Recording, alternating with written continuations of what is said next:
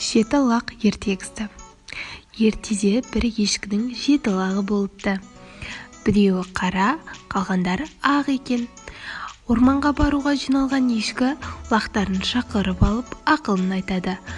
Шырақтарым, ешкімге есік ашпаңдар, орманда қасқыр жүр. Мен келгенде шырақтарым, лақтарым, аналарың келді, сүт әкелді деп әндетемін депті. Осы кезде терезе сыртында тұрған қасқыр оның сөзін естіп қалады. Ешкі кетісімен қасқыр есікті қағып өзінің жуан даусымен оның әнін айтады. Бірақ лақтар оның бөтен дауыс екенін біліп, есікті ашпайды. Қасқыр саудагерге барып бор сатып алады. Бордың бір кесегін жегенде даусы аздап жіңішкерейді. Осы дауыспен ән айтып еді, лақтар тағы да алданбады. Қасқыр ұстаға барып, өзіне тамақ жасатып алады. Дауысы ешкінікі сияқты жіңішке болып шығады. Бірақ жаңа даусында көмегі бола қоймады. Себебі лақтар қасқырдың аяғын көріп қояды. Қасқыр жылдам наубайшыға барып, аяғына себетін ұн сатып алады. Қасқыр есік алдына қайтып келді. Ақ аяғын лақтарға көрсете созып, әнін айтады. Шырақтарым, лақтарым, аналарың келді, сүт әкелді.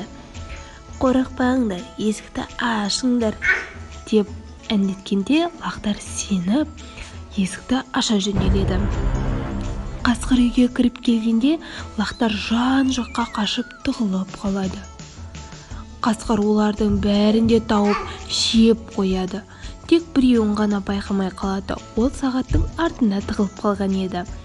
Қарны тойған қасқыр ағаш көлеңкесіне жата кетіп ұйқыға кіріседі. Ұзамай ешкі үйіне оралады. Есікті итерсе есік ашық тұр. Ешкі үйге кіріп лақтарын шақырады. Аман қалған лақ қарсы шығып, болған жайды айтып береді. Ешкі мен лағы үйдің артына шығып қараса, қасқыр көгалда шалғасынан түсіп қорылдап жатыр екен.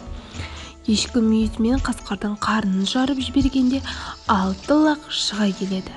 Бәрі де аман-есен. Ешкі мен лақтары қуанышында шек болмайды. Қасқыр оянбай тұрғанда, ешкі оның қарнын таспен толтырып, қайта тігіп қояды. Шөлдеген қасқыр су ішпек болып, құдыққа барады. Сол кезде ішіндегі ауыр тастар оны төмен тартып, қасқыр құдыққа батып кетеді. Я, балалар, естеріңде болсын. Жамандық ешқашан жақсылық әкелмейді.